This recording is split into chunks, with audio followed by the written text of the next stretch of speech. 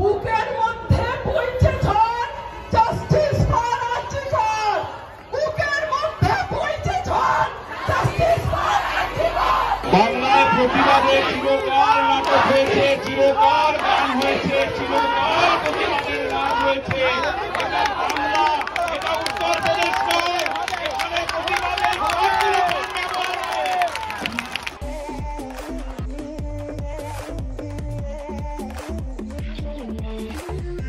মাননীয় মুখ্যমন্ত্রী খুব খুশি হয়েছেন আপনাদের ব্যবহারে।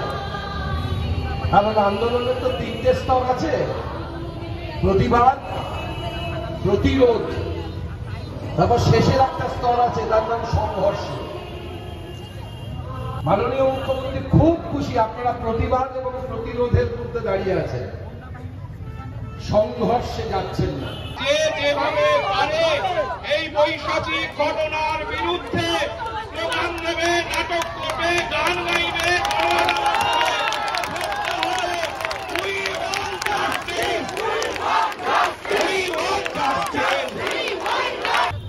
কিসের ভয় আপনাদের? বিশ্বাস করুন, একবার ঘুরে দাঁড়ান, একবার।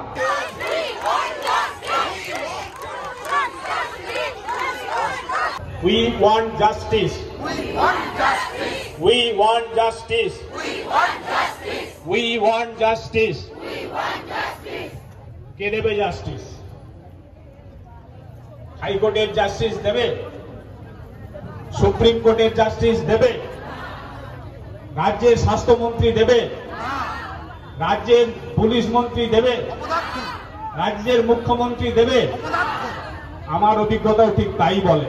এইবার উনি তাকে বোঝান যে শুধু তিনি নন, ঐতিহাসিকদের মতে ভারত ছাড়ো আন্দোলনে এত মানুষ আসেনি যত মানুষ ভারতবর্ষে এই ঘটনায় এসেছে। আমার মনে হয় উনি সাধারণ মানুষকে বোঝা ভাবছেন, সাধারণ মানুষকে ভাবছেন এবার বোধহয় আগের বারেরগুলো যেমনভাবে পার পেয়ে গেছেন এবার বোধহয় সেভাবেই পার পেয়ে যাবেন। ভুল করছেন। তাহলে ওনার যে একটা বিশেষ ক্ষমতা ছিল সাধারণ মানুষের পালস পড়ার ক্ষমতা, সেই ক্ষমতাটা ওনার চলে গেছে। আসামিকে শাস্তি দাও, শাস্তি দাও, শাস্তি দাও। বরুণ বিশ্বাস খুন হয়েছে, জাস্টিস চেয়ে জাস্টিস পাওয়া যায়নি। তপন দত্ত খুন হয়েছে, জাস্টিস চেয়ে জাস্টিস পাওয়া যায়নি। সুদীপ্ত গুপ্ত খুন হয়েছে, জাস্টিস চেয়ে জাস্টিস পাওয়া যায়নি। শিলাদিত্য চৌধুরীকে মিথ্যে অভিযোগে গ্রেফতার করে তার বিরুদ্ধে ক্রিমিনাল কেস দেওয়া হয়েছে, জাস্টিস চেয়ে জাস্টিস পাওয়া যায়নি। ভারতবর্ষ সূর্যের এক নাম। শুধু কামদানি নয়, গাইঘাটা, বর্জনা, হাঁসখালি, পাকশিট প্রত্যেকটা জায়গায় মেয়েরা কি আজকে বিচার পেয়েছে? পায়নি। তারপরেও আর্জিকরের মতো এরকম একটা ঘটনা ঘটলো।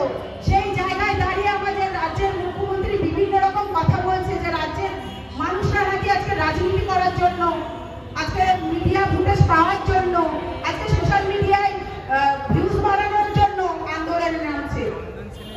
এটা উনি করে থাকেন, সেই জন্যই এই কথাগুলো উনি বলছেন। এই স্ফুলিঙ্গকে আপনারা যদি এই মুহূর্তে না একদম বাড়ি বাড়ি না লাগিয়ে দিতে পারেন আগুন, তাহলে এরা পরের দিন দিনের বেলায় আপনাদের ঘরে ঢুকবে, দিনের বেলায় আপনাদের ঘরে ঢুকবে।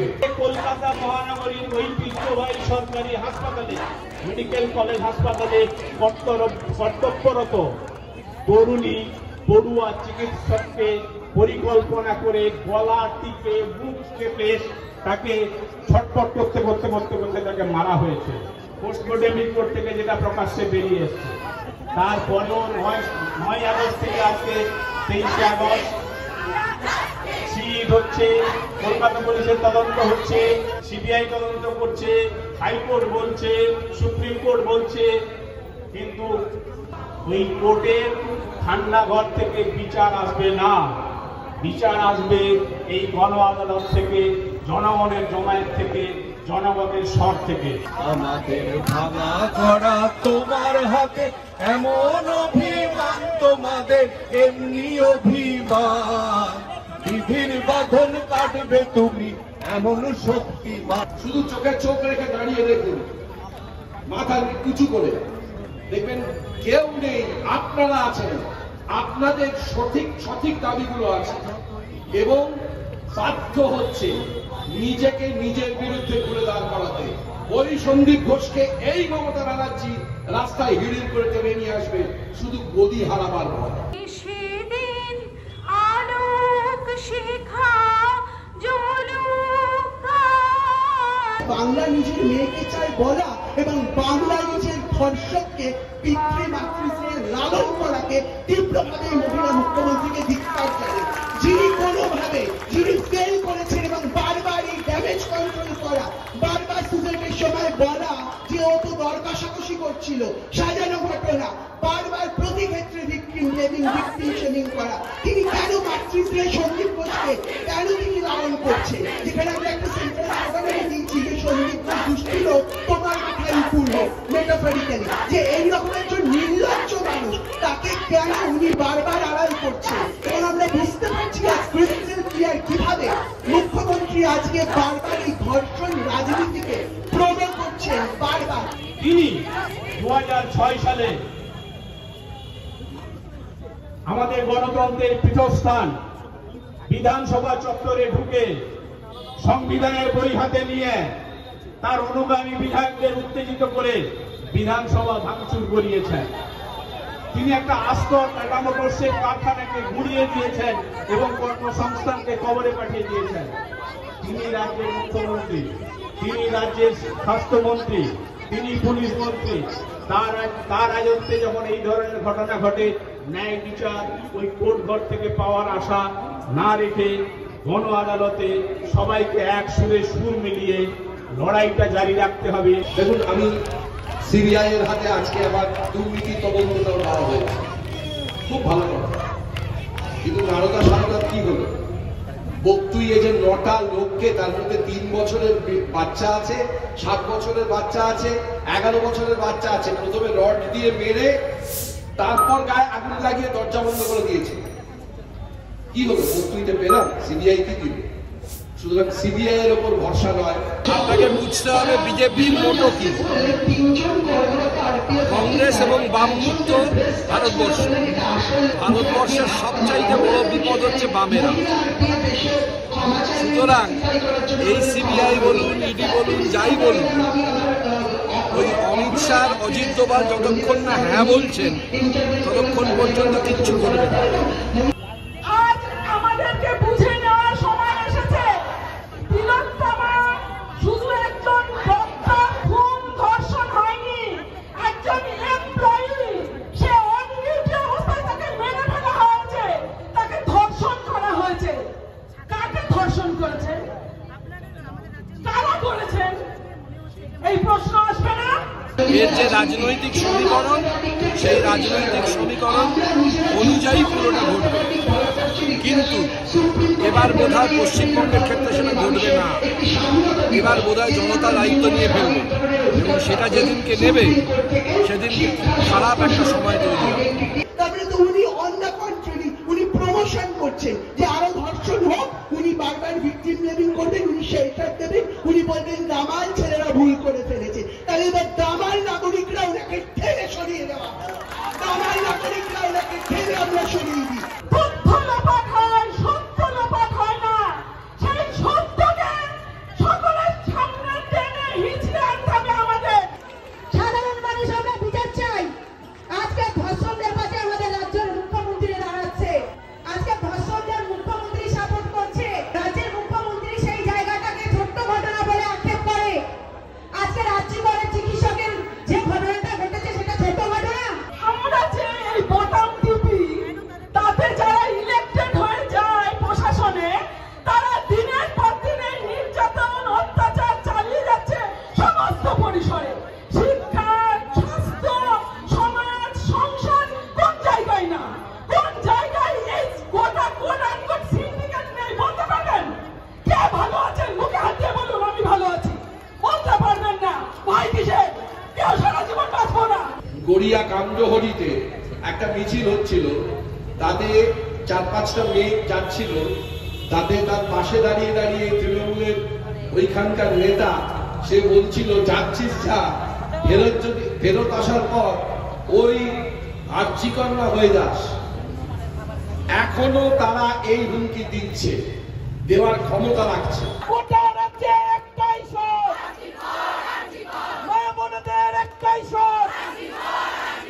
আমরা ডাক দিচ্ছিলাম, বাংলার ট্রান্স মেয়েরা দিচ্ছে না, ধর্ষকরা নিপাত যাক। সেখানে দাঁড়িয়ে যখন সেখান থেকে 3 জন ট্রান্স মহিলা তারা উই ওয়ান্ট জাস্টিস মানে ন্যায় বিচার চাইছে বলে তারা মেট্রো রবীন্দ্র সদন মেট্রোতে যায়, তখন তাদের আটকানো হয়। তারা প্রশ্ন করেন কেন আমাদের আটকানো হচ্ছে। 3 জন কর্মরত আরপিএফ অফিসার, একজন তার ব্রেস্ট টাচ করে বলেন এটা আসল না নকল, একজন তাকে বললেন চল রুমে চল, 3 জন ট্রান্স মহিলাকে, আরেকজন তার বুকে হাত দিয়ে ধাক্কা মারা হলো এবং সেখানে মহিলা আরপিএফ এসে ক্ষমা চাইলেন, প্যাসিফাই করার জন্য বললেন ক্ষমা করে দিন। পরে আবার আমাদের 15 জনের নামে আরপিএফ এফআইআর করে দিলেন কি না আমরা ওনাদের কমপ্লেন করেছি।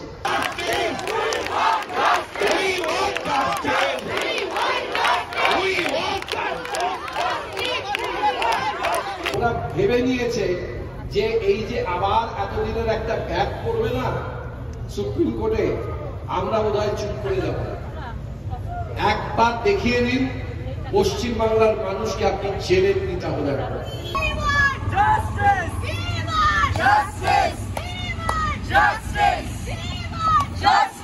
যদি কোনোভাবে একটা মাস মুভমেন্ট হয়ে যায় তাহলে রাষ্ট্র থ্রেটেন ফিল করবে, তাই সবসময় সমস্ত আইডেন্টিটি মুভমেন্টের মধ্যে একটি রিফট তৈরি করে রাখেন। কিন্তু every cloud has a silver lining. আমরা 14 তারিখ দেখতে পেয়েছি যে ভারতবর্ষের সারা বিশ্বের মনুষ্যত্ব মরেনি, আমরা বেঁচে আছি এবং আমরা বাঁচিয়ে রাখবো। আমরা পারি, আমরাই পারবো। যেখানে জাত পাত ধর্ম বর্ণ লিঙ্গ নির্বিশেষে যতই রাষ্ট্র আমরা হামলা মামলা দিয়ে আমাদের শিবরামদের মুখের কথা কেড়ে নিতে চায়, বারে বারে শিকল পরায় মোদের হাতে পায়, বারবার কিন্তু এই দিয়ে আমাদের মুখ বন্ধ করে রাখার চেষ্টা হয়েছে।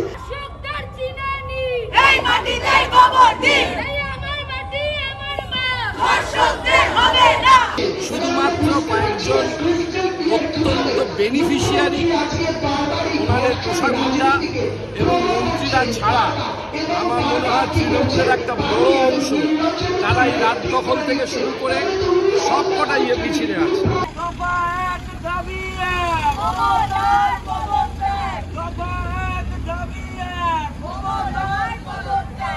যে রাত্রির থেকে রাত দখলের কথা হয়েছে সে রাত্রিরে তৃণমূলের মেয়েরাও ছিল ওইখানে, বিজেপির মেয়েরাও ছিল। সুতরাং তারা মানুষ এবং সেই কারণে এসেছে, আবার আসবে। শুধু আপনারা চুপ করে যাবেন না। একটা মনে রাখতে হবে, প্রতিবাদী চিরকাল বাঁচে না, প্রতিবাদ কোনোদিন মরে না।